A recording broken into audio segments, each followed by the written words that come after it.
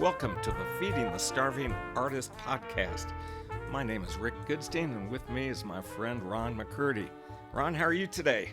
I'm doing fine, Rick. How you feel? We're at the start of the school year, so there's a buzz in town, and things are really happening. I always love this time of year. Being a band director, you hear those drums start hitting, and the trumpets playing, and the fight song play for the first time. It's a great Yes, time to be in higher yes, ed. it is. It is, and you're seeing on campus, the campus is bustling with activity.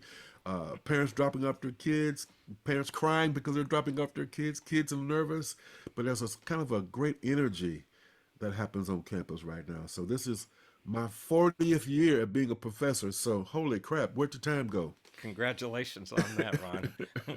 I'm telling you, I did 5 years as a high school band director and then 15 years at Clemson. And I just loved this time of year, and I hated this time of year because I knew how much work was going ahead. So, anyway, Ron, we have a great topic today. I think everybody will really get something out of this.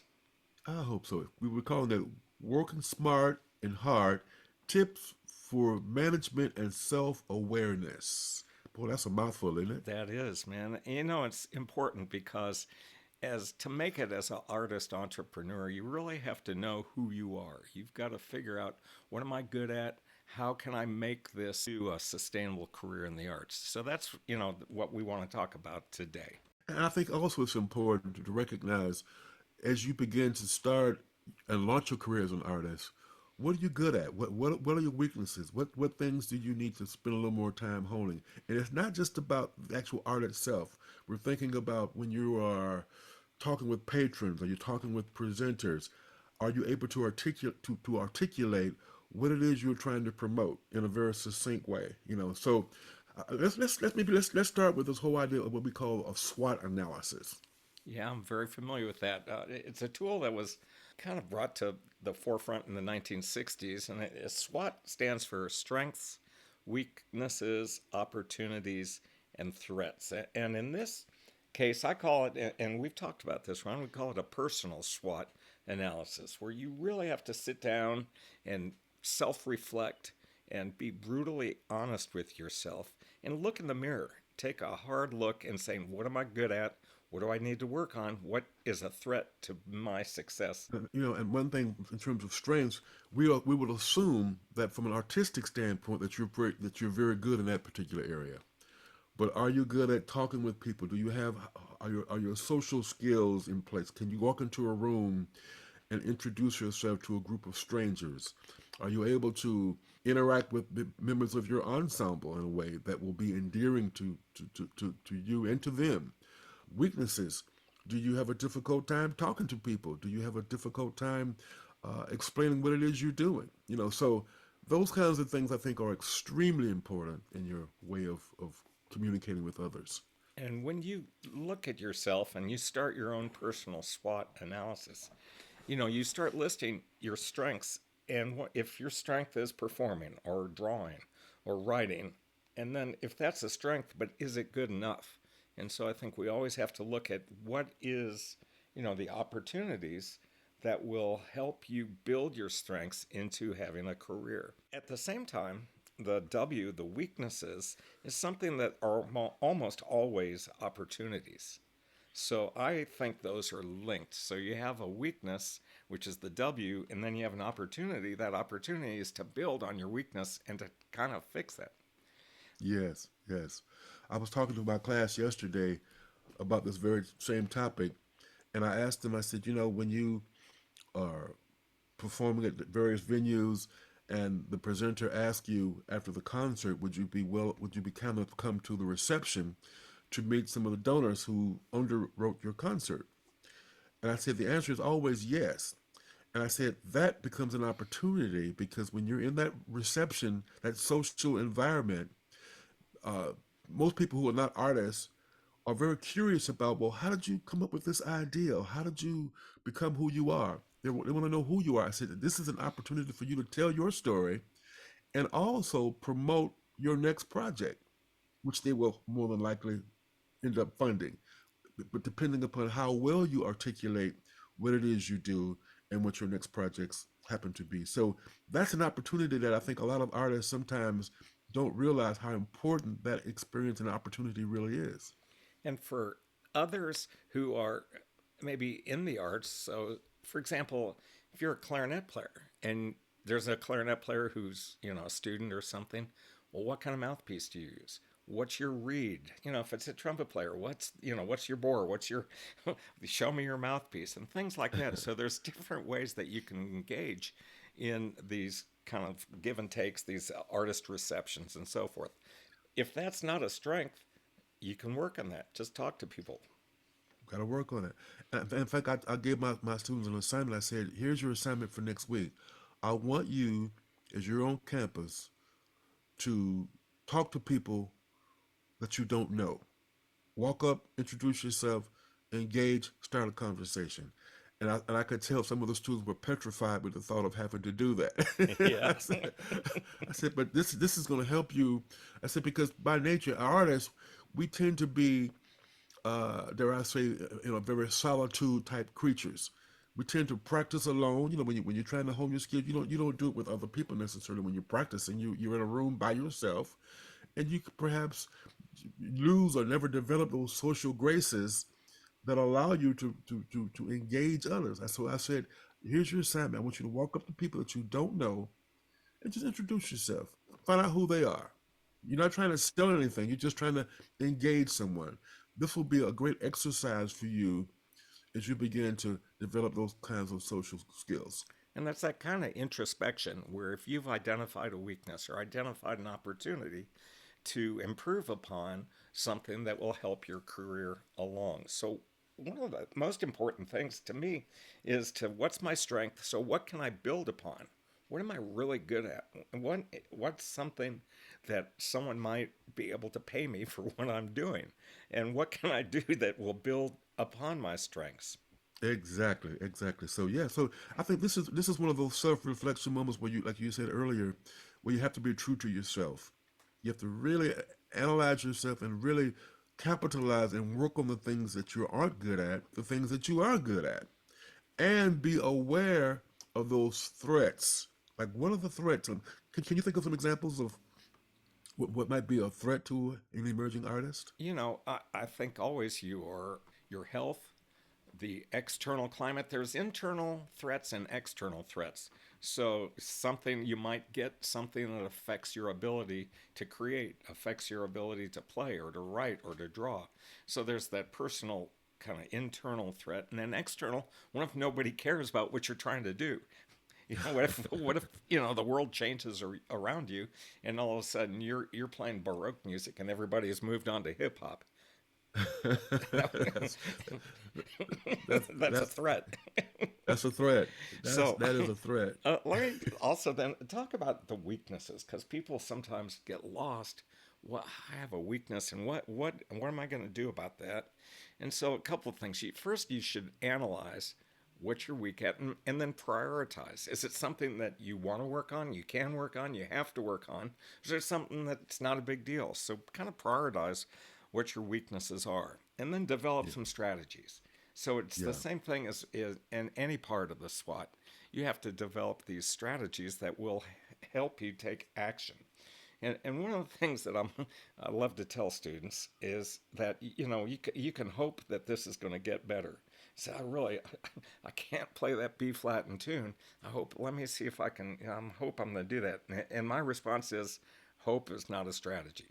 And you've got to be able. So whatever it is, you've got to figure out that it's not hope. You've got to figure out what's next. I think about sometimes I'll walk past some of the practice rooms and I hear somebody just playing and sounding really great. And I'm saying, they're not practicing. That's not practicing. Because when you truly practice, you work on things that you can't do well. That's how you actually get better. If you're in a practice room and you're just ripping up and down and sounding fantastic, that's a high mom moment. That's when you're saying, look how great I am. But when you're in that practice room and you have problems with range or with a certain articulation, or if you're writing something and it's just not quite working well, that's when you invest the time to improve upon those areas that are weak, that need to be addressed. And that sometimes can be, I mean, that's just when our ego kind of gets in the way because we figure out that we feel that we've got to sound good all the time. But if you truly are honest with yourself, you will approach and attack those areas where you are lacking. This is when you really begin to demonstrate growth. I was watching the U.S. Open. You and I are both big sports fans, and the U.S. Open tennis tournament in New York, they were interviewing the coach for Coco Gauff, an amazing 19-year-old player, and Yes. she was winning, but every time she didn't have her A game, she would just go so much into her shell, she would end up losing. But what her coaches taught her is how do you get over that not having your best game but still winning.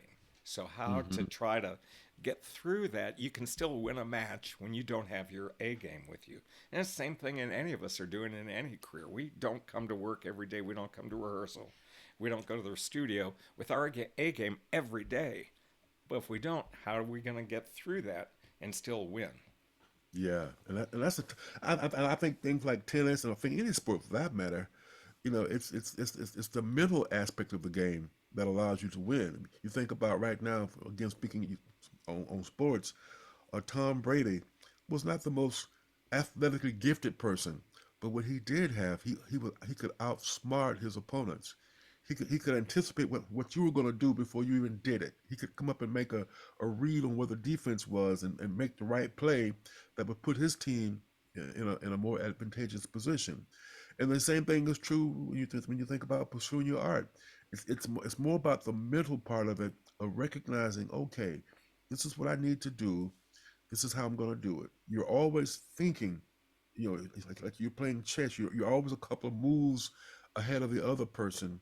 If you really want to excel in something, you've got to really be strategic in how you approach your own career as an artist. Yeah, that's so true. I remember a book that came out, The Inner Game of Tennis.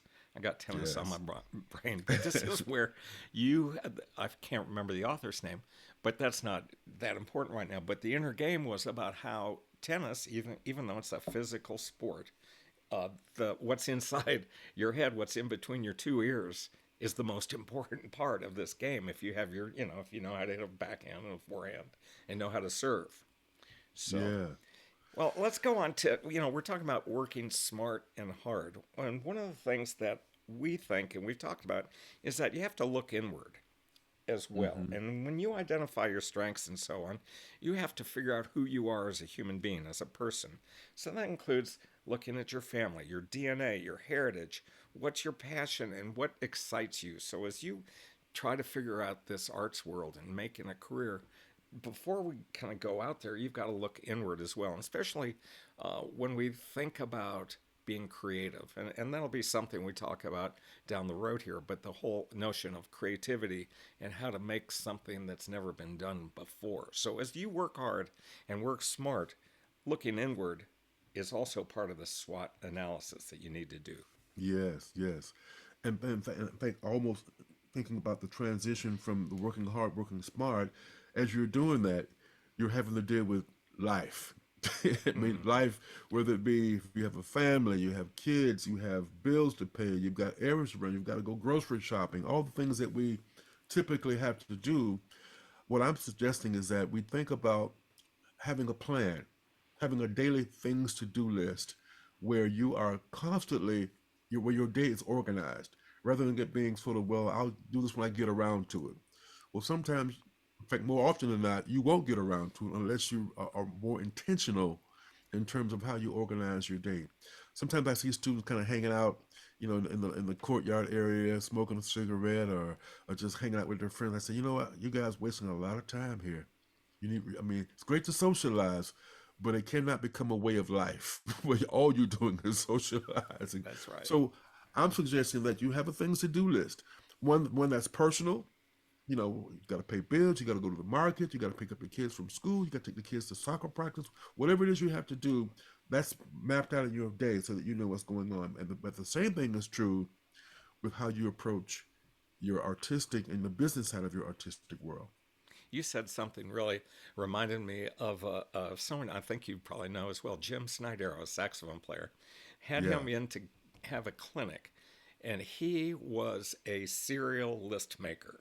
to the way that he had this little pocket notebook and a pen in his pocket.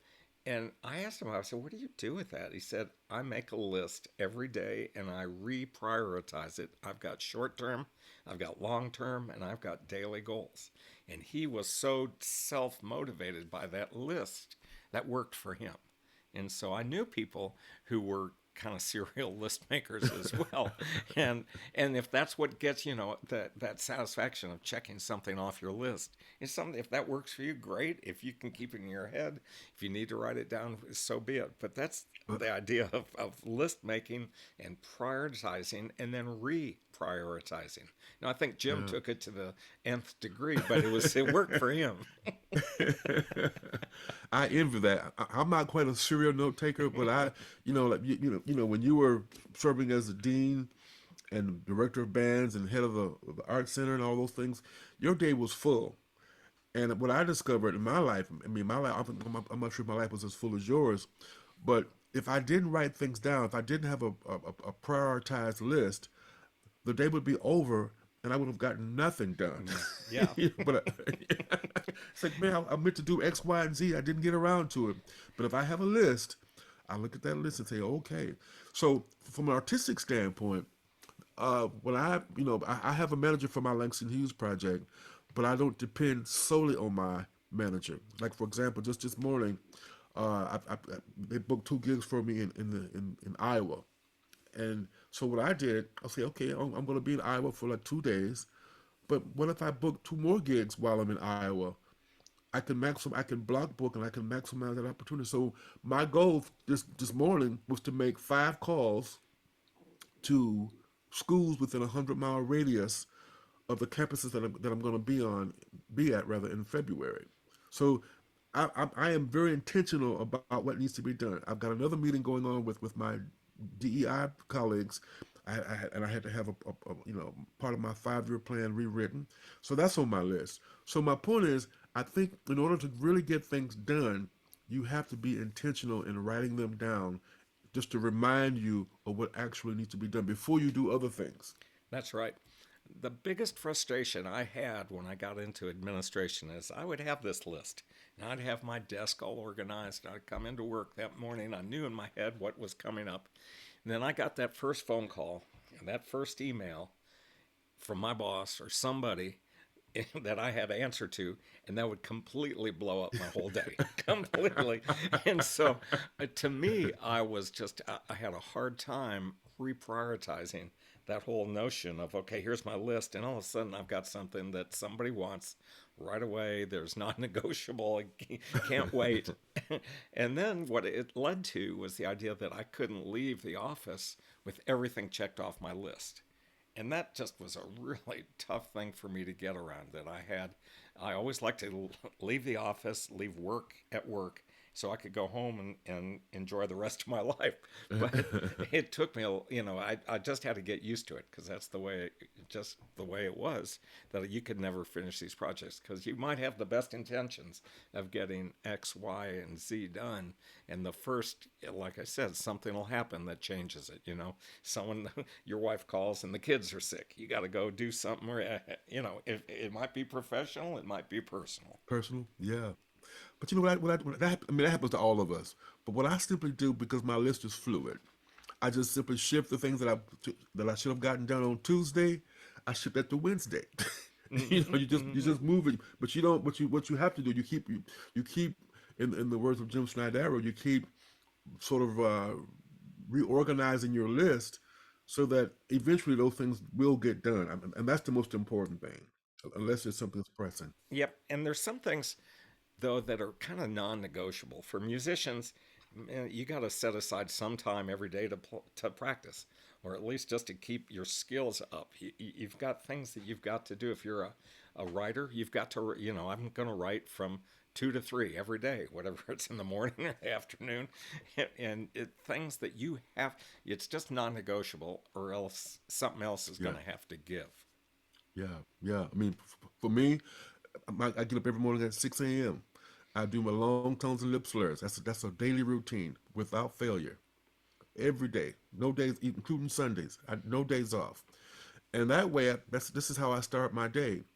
And from that point, I found that if I do that, then the rest of my day is going to be okay because I'm not worried. I'm not feeling guilty that I That's right. didn't practice. You know what I mean? I've started my day off with something positive that's that's become routine that I do. Then I go to the gym, and I think it's important to think about your physical health. So I go to the gym, I work out just to keep the tempo together. One of my mentors, David Baker, would always say, Ron, without your physical and mental health intact, the other things can't happen. If you're sick, if you're depressed or having some mental issues, that will inhibit you from realizing your dreams and goals. So it's important that we do take care of ourselves physically and mentally. And You that know. includes sleep. So many Oh young yeah. people just everything happens at the expense of sleep. And when my kids were younger, I think they'd never wake up. It'd be 11 o'clock, and I'd have to go check on them. But it seems though when they hit college, then all of a sudden sleep becomes less of a priority. And as you're just starting your career or something, you've got to make sure that you give yourself, your mind, time to rest and time to reflect. And even if you're not sleeping, but the whole idea that I know friends who meditate every morning, and they have to take time just for themselves to let things settle and kind of recharges their brain. I have others, friends and family who are into yoga. And if that's, works for you in a way that calms you and makes your kind of day go ahead, it's almost for them like playing long tones and lip slurs. Yeah, yeah, and that's kind of my meditation because I mean, even though I'm focused on that, it calms my brain down. It calms me down. It kind of sets the tempo for my day when I do those kinds of things.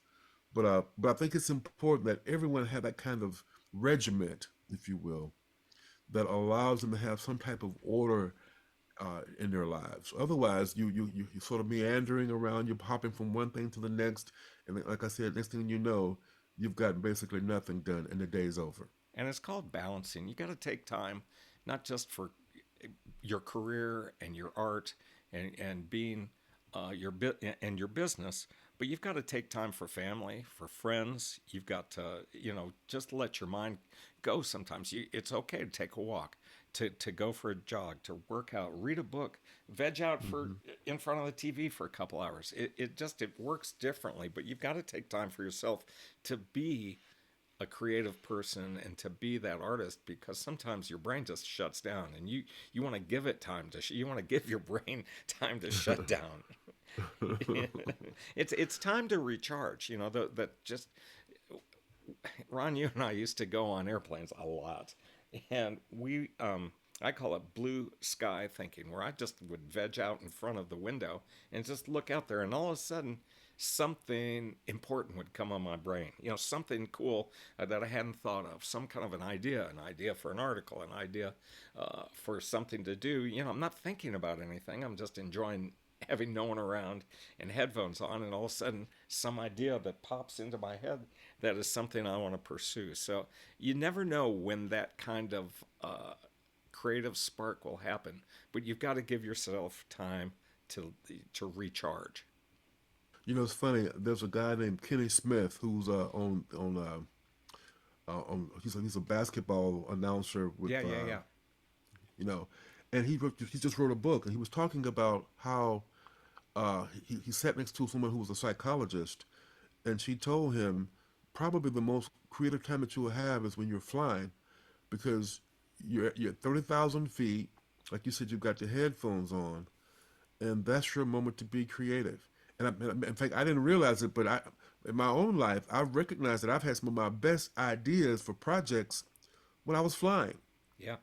I'm sitting next to someone that I don't know, and maybe we may talk for a little bit, but eventually I put my headphones on and I start to read a book or something, and I just come up with all kinds of ideas that I never would have been able to do or come up with had I been somewhere else. So I don't know that maybe there's something to be said about that traveling and the blue sky and the isolation and just the unfettered approach to creativity is I mean I think that's really important.